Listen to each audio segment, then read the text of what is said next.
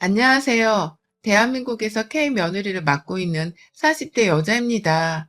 결혼은 벌써 12년 차이고요. 결혼하고서 지내온 명절 횟수만 곱해도 벌써 한 해에 두 번씩 24번이 되네요.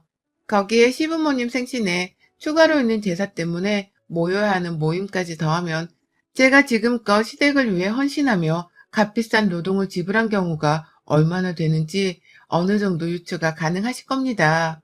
요즘은 뭐 90년생이 온다고도 하고 나답게 사는 게 최선이라고도 하면서 자기 자신을 젊은 사람들이 많이 보듬고 살려고 하잖아요. 개인의 행복의 가치를 두는 정도도 더욱 커졌고 또 결혼이 마냥 의무인 것도 아니고요. 제 시절에도 결혼을 안 하고 미혼인 엄정화 언니처럼 멋지게 늙고 싶다고 말하는 애들이 있었습니다. 결혼이 마냥 정답이었던 것은 아니었고 그 시절에도 분명 결혼 말고 잘 사는 방법들이 있긴 있었어요. 하지만 저같이 평범한 애들에게는 그럼에도 불구하고 결혼이 해야만 하는 것이었습니다.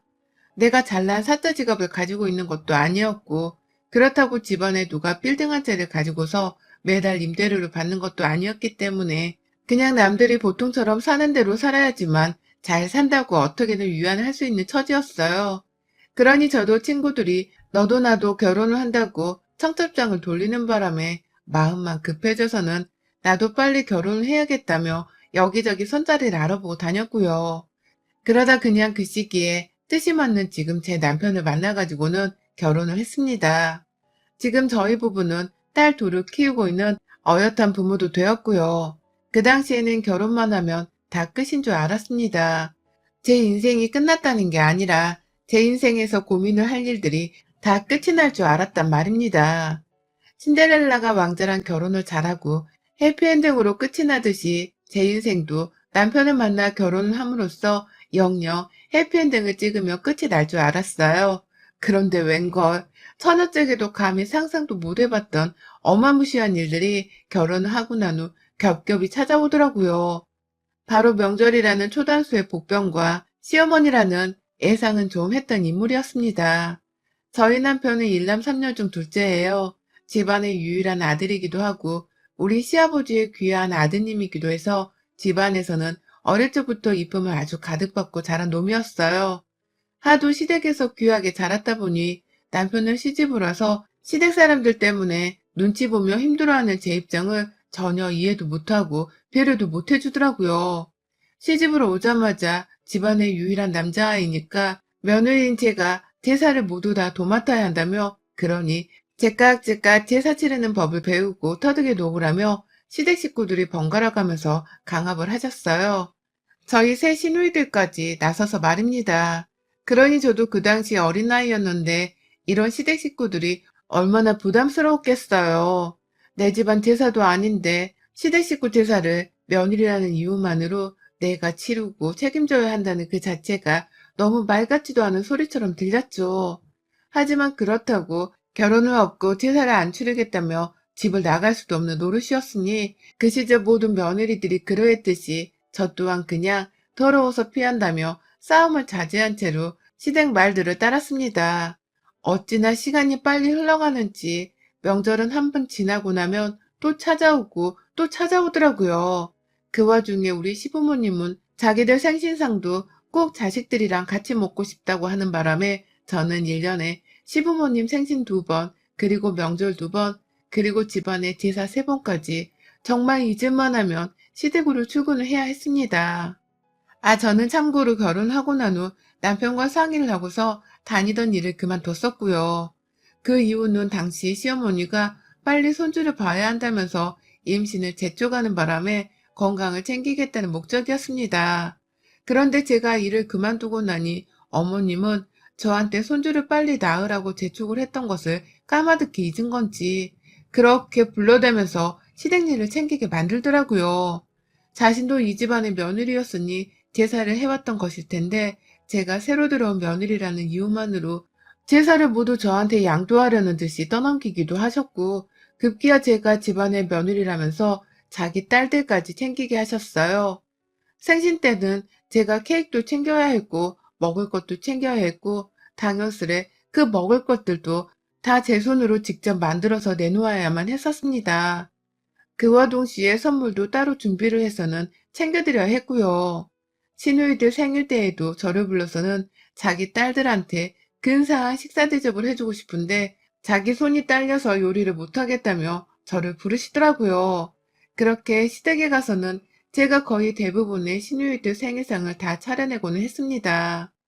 시어머니가 뒤에서 팔짱만 끼고는 아무것도 하려고 하질 않으시는 바람에 제가 도무지 가만히 있을 수가 없었어요. 억지로 제가 시누이들 생일상까지 다 차려주고 나면 꼭 저한테는 가족들끼리 시간을 보내고 싶은데 라면서 섭섭한 말을 하면서 집으로 돌아가라는 말을 돌려가며 하셨고요. 그러면 저는 시댁 부엌에서 개고생만 했다가 내가 차린 생일밥상을 한 숟갈도 떠먹어보지 못한 채 집으로 쓸쓸히 돌아갔어요.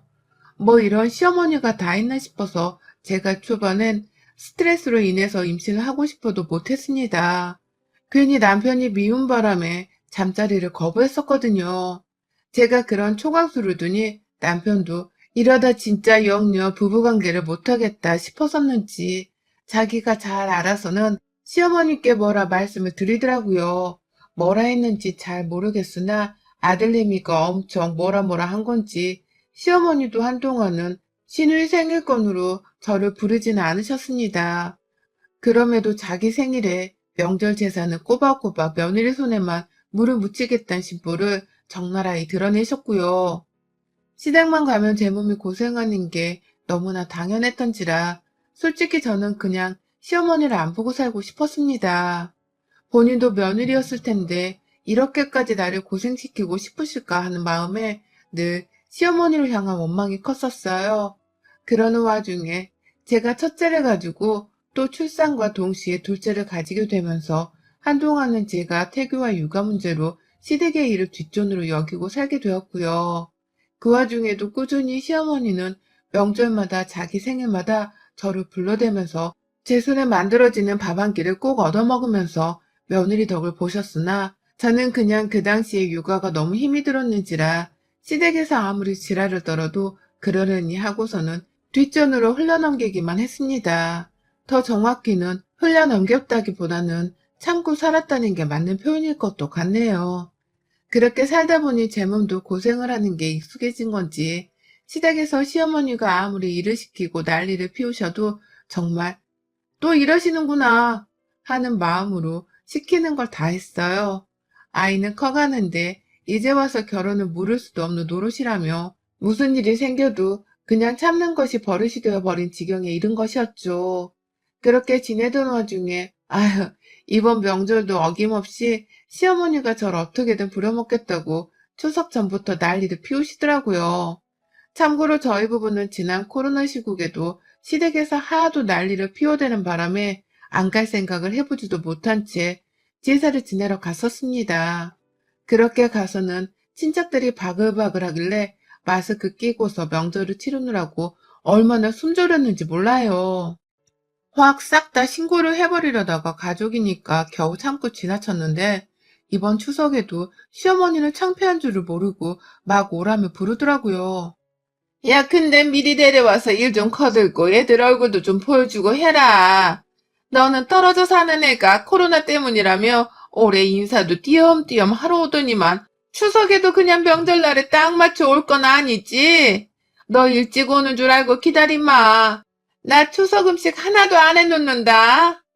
라면서 저 빨리 오라고 재촉을 하는데 아유 얼마나 밉상이었는지 몰라요. 이번 명절에는 또 얼마나 일을 시켜가면서 제 허리를 부러뜨려 놓으실까 싶기도 하고 사람들은 또 얼마나 바글바글 거리며 찾아와서는 서로 엉겨부터 제사를 지낼까 싶기도 해서 머리가 벌써부터 지끈거릴 지경이었죠. 하지만 저희 시어머니는 그 사실을 아는지 모르는지 결국 이 분노에 불을 지펴버리고 말았습니다.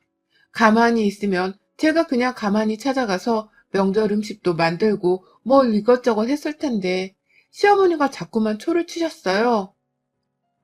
야, 너는 왜 미리 전화를 안 해? 먼저 일찍 오기로 결정을 한 거야. 어쩐 거야? 추석 전에 주말인 건 알지? 주말에 바로 오는 거지? 금요일에 오는 거지? 라고 하면서 계속해서 빨리 오라 재촉을 하시고 그걸로도 모자라 저한테 해선 안 되는 말도 하더라고요. 야, 네가 며느리인데 우리 집 힘든 일은 네가 알아서 나서서 하겠다고 하며 솔선수범을 보여야 할 거 아니냐. 내가 코로나 때문에 네 시누이들 생길 때 너를 안 부르기는 했지만 그렇다고 해서 군기가 빠지면 안 되지. 너 내가 예전에 했던 것처럼 네 시누이들 생일마다 불러가면 제대로 고생 한번 시켜줘. 라고 하시더라고요. 본인이 올해는 코로나로 저를 덜 부려먹었는데 그거에 감사하지 못할 거면 자기가 앞으로는 저를 더 고생시킬 거라며 반협박 같은 소리를 해대신 겁니다. 이런 말을 저한테 아무렇지 않게 하면서 빨리 시댁에 와서 시부모님 옆에서 아양 떨며 잔심부름도 하고 며느리 노릇도 하라는 소리를 하고 계신 것이었어요. 그러니 저도 생각을 하면 할수록 나름 무슨 옆집 머슴으로 취급을 하시는 건가 싶어서 기분이 찝찝하더라고요. 세상 어느 시어머니가 며느리한테 일을 더 시키겠다 말겠다 하면서 고생시킬 거란 소리를 하나 싶어서 진짜 기분이 더러웠어요. 똥 밟은 것처럼 순간 시어머니를 향해서는 최소한의 존경심도 들지를 않았습니다. 그 상태에서 더 참자, 참자 하면서 버티던 중 시어머니의 입에서 너 이번 명절에 아주 각오해. 내가 허리 하나 제대로 부러뜨려 줄 테니. 라는 말이 나온 순간 저는 고삐가 풀린 망아지가 되어버렸어요. 내 허리는 우리 부모님이 물려주신 소중한 몸뚱이인데 이걸 다른 사람도 아닌 시어머니가 뭔 자격으로 감히 부러뜨리겠다고 말을 하나 싶어서 시어머니를 따라서 같이 화가 났었고요. 제가 뭐라 그러셨냐면서 재차 물어봤는데도 시어머니는 한마디를 쫄지 않은 채 내가 네 허리를 부러뜨리겠다고 했다. 왜 이년아? 라고 하면서 오히려 더 공격적으로 구셨습니다. 그러니 저도 시어머니께는 최소한의 며느리 도리 같은 건 하지 말아도 되겠다 싶었어요. 그런 인간의 도리를 모르는 분 같았기 때문에 말이죠. 저를 불러내서 어떻게든 본인이 쉬고 싶어 하신다는 것을 알아서인지 이번에 아주 그냥 제대로 시어머니를 쉬게 해드리고 싶더라고요. 그래서 저 진짜로 혼자 시댁에 갔습니다. 나 없으면 남편이 어떻게든 알아서 혼자 얘들을 돌보겠지 싶어서는 남편한테 통보하듯이 잠깐 시댁에 좀 다녀오겠다면서 그냥 집을 비워버렸어요. 제가 집을 나가는 줄 알고 둘째는 보채는데 첫째는 귀신같이 엄마 심정을 꿰뚫어 본 듯이 엄마 잘 다녀와 라면서 저를 배웅해 주기까지 하더라고요. 그러니 저도 든든하다며 그냥 무작정 집을 나가버렸죠. 시댁에 가는 데까지 가까운 거리지만 직방으로 가는 교통편이 없어서 돌고 돌면 1시간 정도는 지하철로 도착을 하거든요. 그렇게 시댁에 무작정 쳐들어가서는 저 일찍 왔다고 좋아를 하다가 혼자 온 걸 보고는 왜 너 혼자 왔어? 라고 비아냥거리는 어머님을 무작정 데리고 나섰어요. 어머님은 제 손에 끌려 나온다고 소지품 하나 챙겨 나오지 못하셨고 나오는 길 내내도 어딜 가는 거냐면서 제 팔목을 어찌나 세게 잡아당기던지 눈물이 다 나오더라고요.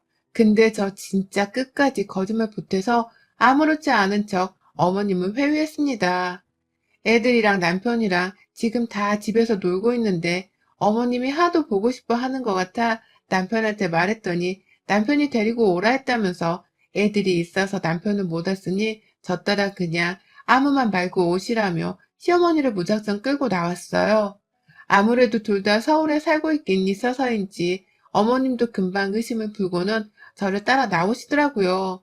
제가 급한 대로 어머님을 지하철에 태우지 않고 바로 카카오 택시를 불러잡아서는 목적지를 찍고는 출발을 했는데 어머님은 차 안에서 잔소리를 한다고 저한테만 신경을 쓰느라 택시가 어디로 가고 있는지를 신경도 안 쓰셨어요. 택시는 이미 저희 집 반대편을 지나선 정말 한참이나 더 먼 서울 외곽으로 빠져나가는 중이었는데 우리 무식한 시어머님은 이 차가 어느 방향으로 가고 있는지를 신경도 안 쓰신 채 그냥 세워라 내워라 저를 향한 잔소리만 하시더라고요. 추석에는 알아서 빠릿빠릿 연락하며 찾아오라고도 하고 아들 하나 장가 보내고 나서 자신이 많이 외로웠으니 더 챙기라는 소리도 하고 그러다가 바로 전에 전화통화를 했던 것을 들먹이면서 너는 진짜 오늘 안 찾아왔으면 내가 명절에 너 허리 제대로 부러뜨렸어. 라면서 자신만만하게 혼을 내는데 아유 진짜 우리 시어머니를 누가 말릴까 싶더라고요. 그러다가 거의 택시를 타고서 40분가량 달리다가 시어머니가 대뜸 근데 우리 아직도 도착하려면 멀었냐? 라고 하면서 어디 가는 길이냐고 물어보더라고요. 그러면서 택시 기사님 핸드폰에 찍힌 내비게이션을 뚫어져라 쳐다보더니만 우리 니들 집에 가는 거 아니었냐? 라고 하면서 어디 가는 길이냐고 막 물어보는데 결국 택시 안에서 너무 난장판을 피우시는 바람에 기사님께 양해를 구하고는 그 자리에서 택시에서 그냥 내려버렸어요.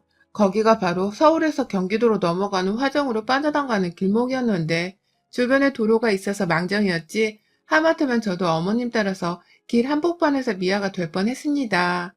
택시에서 내린 시어머니는 나를 도대체 어디로 끌고 가려고 한 거야? 너 지금 이게 무슨 수작이야? 라고 하면서 길 한복판에서 사람들이 보던 말던 소리를 지르더라고요. 본인도 어처구니가 없었겠죠. 아들 보여준다고 무작정 데리고 나서더니만 갑자기 어딘지도 모르는 길목 한가운데서 정차를 했으니 말입니다. 전화했을 때 잔소리를 해서 화가 난 거냐면서 저를 향해 얼마나 정신나간 년이라고 욕을 하시던지요. 당장 집으로 데려다 주라고 가지고 있는 현금이 없으니까 빨리 택시를 잡아서는 저희 집으로 가게 해달라면서 그 앞에서 막 소리를 더 치시는데 제가 거기다가 대고선 내가 왜요? 라고 말을 해버렸어요. 내가 왜 어머님을 다시 집으로 도로 데려가야 하는데요? 어머님이 이렇게 저한테 지금 소리치고 있는데 제가 왜 그래야 하는데요? 집으로 도로 데려다 주라고 사정을 해도 모자랄 판에 왜 자꾸 저한테 소리를 치시는 거예요? 지금 이 상황에도 제 허리를 부러뜨리고 싶으세요? 라면서 저도 우라통이 터져선 마구 폭발을 하듯 어머니께 소리를 질렀습니다. 그러니 어머님은 이 상황에서 그런 소리가 나오냐는 말과 함께 제 가슴팍을 막 때리셨어요. 내가 너 진짜 허리 못 부러뜨릴 줄 알아? 이게 진짜 보자 보자 하니까 명절에 제사 안 지내려고 나한테 별짓을 다 하네. 너 나 데리고 어디 모르는 산골이라도 들어가려고 했어? 왜? 가서 확 나 죽여버리게? 뭐 하려고 한 거야? 똑바로 말 안 해? 이 무시무시한 년. 네가 이러고도 서울에 돌아가서 무사할 줄 알아? 너 내가 진짜 가만 안 둘 거야. 라고 하면서 저를 당장이라도 가만 안 두겠다며 그 도로 한복판에서 제 멱살을 잡고 제 팔을 잡고 그걸 잡고서 주먹진 채로 때리기까지 하면서 마구 몸부림을 치는데 이러니 제가 시어머니를 불쌍히 여길 수가 없었죠. 너무 화는 나고 여전히 내 허리를 부러뜨리겠다는 험한 소리를 하면서 나를 위협하는 시어머니를 도저히 무사히 집까지 바래다주고 싶지가 않았습니다. 저 원래대로라면 어머님을 그냥 일산 너머 파주까지 확 데려갔다가 거기서 사과받고 도로 택시 태워서 집에 오려고 했거든요. 돈도 없고 핸드폰도 안 가지고 나왔으니 믿을 건 저 하나뿐일 거라면서 사과를 받아내는 것도 수월할 줄 알았습니다. 그러나 계획은 진작에 틀어졌고 어머님은 오히려 적반하장으로 저를 강압하듯이 소리 지르며 집에 데려다 주라고 발악을 하는데 너무 분하고 미워서 그냥 시어머니를 두고 혼자 와버렸어요. 서울집으로 혼자 말입니다. 말을 심하게 건넨 것에 대해서 똑바로 사과를 하라고 하는데도 무시를 하고는 너 같은 거한테 무슨 사과를 라면서 혼을 내는 어머님께 그럼 저도 어머님 집에 못 데려가요 라는 말을 하면서 그냥 혼자 도로를 빠져나왔어요. 그러니 시어머니도 저를 바로 따라 나오지 않고서 제자리에서 발만 동동 구르더니만 제가 횡단보도를 건너는 그 순간 뒤에서 제 이름을 막 부르더라고요. 다시 돌아오라고 말입니다. 무슨 이산가족 상봉하는 것도 아니고 저를 살벌하게 불러대며 당장 돌아와서 택시를 잡으라고 하는데 그러니 저도 홧김에 알아서 오세요 라며 소리를 치고는 그 앞에서 바로 택시를 잡아타고는 어머님 앞에서 유유히 사라졌어요. 어머님은 제가 택시를 잡겠다고 손을 막 흔드니까 어떻게든 저를 빨리 따라잡겠다면서 신호등이 바뀌기만을 한참 기다리셨어요.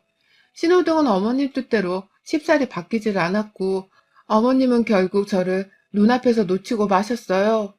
그 후 어떻게 되었냐면 어머님은 한참이나 거리 한복판에서 어떻게든 버티다가 결국 택시를 타셨고 그걸 타고서는 제 집 앞에 오셨어요. 결국 남편이 자초지종도 모른 채 어머님 부름을 따라 나갔다가 택시비 결제를 했고 그 앞에서 어머님께 자초지종을 들었는지 씩씩대며 혼자 들어오대요. 시어머니는 이미 저한테 겁을 먹었는지 아님 혼자 밖에서 며느리한테 버림을 받았다는 생각에 멘붕이 온 건지 그냥 도로 남편한테서 카드를 받고서는 그 돈으로 시댁에 가버리셨고요. 한참 뒤에야 남편이 씩씩대며 집에 들어와 저를 찾더라고요. 너 어떻게 우리 엄마한테 그래? 넌 사람 버린 거나 다름없어. 라면서 막 발악을 하길래 저도 남편이랑 한바탕 했습니다. 니네 엄마는 그럼 나 폭행하고 협박한 거나 다름없는데 우리 같이 쌍방으로 고소해봐? 고소해? 니네 엄마가 나한테 주구장창 허리 부러뜨리겠다고 한 것도 엄연히 협박죄야, 이 자식아. 라고 하면서 그냥 막 남편에게 들이박아버렸죠. 그러니 남편도 뭐라 지네 엄마 편을 들려고 하다가 제 말에 진정하라고 하고 또 자기 엄마가 했던 말에 대신 변명을 하면서 감싸고 돌았고 그러다 둘 다 힘이 빠져서는 싸움을 그만했어요. 누가 이겼다 말았다 할 건 없었지만 저는 충분히 시어머니한테 경고를 날렸다는 것만으로도 속이 시원했어요. 저 혼자 택시를 타려고 손을 든 그 순간 횡단보도 너머에서 저를 무슨 잃어버린 엄마 마냥 애타게 부르던 시어머니의 아련한 표정이 자꾸 생각나서 웃음이 다 나오려고 하네요. 시어머니는 제 손에 직접 서울 외곽 땅 한복판에서 버림을 받아버리는 최악의 경험을 겪으셨으니 지금 얼마나 어이가 없고 속에서 천불이 나 하실까요? 그 마음을 잘 알아서인지 저도 딱히 어머니께 부채질을 하겠다며 연락을 할 생각도 하지 못한 채 멀찌감치서 눈치 보는 척만 하고 있습니다. 아직 남편하고는 신경전을 끝내지 않았고 오히려 이 기회를 몰아붙여서는 추석에 시댁을 가지 않을 꼼수도 부리는 중이에요. 여기 사연 채널에서 다른 며느리분들이 하시는 방법을 좀 따라 해보려고요. 남편을 슬슬 추석에 제가 정말 시댁을 안 가려 하는 건 아닌지 살며시 꼬리를 내리며 저한테 말 한마디 걸어보려 하는데 그걸 저는 단칼에 거절하며 지내는 중이랍니다. 왠지 오늘 내일 시어머니도 연락이 와서 올 거냐 말 거냐 물어볼 것 같은데요. 보란듯이 연락을 씹으며 우리 시어머니 마음을 초조하게 만들어줘 버릴 거예요. 여러분의 생각은 댓글로 남겨주세요. 오늘도 시청해주셔서 정말 감사합니다.